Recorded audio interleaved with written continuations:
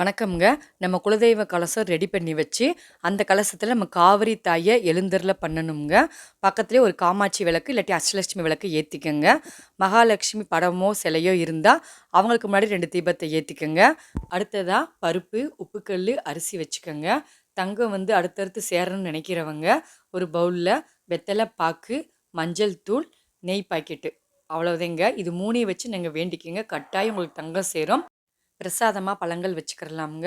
இந்த பூஜைய நம்ம காவிரி தாய்க்கிட்டயும், குலதெய்வத்துக்கிட்டயும் நம்ம வேண்டிக்கிறணும். மேலும் மேலும் எல்லா பொருட்களும் பெருகணும்னு வேண்டிக்கிறணும்ங்க. இந்த பூஜைய கடந்த 2 வருடங்களா தொடர்ந்து பண்ணிட்டு வரேங்க.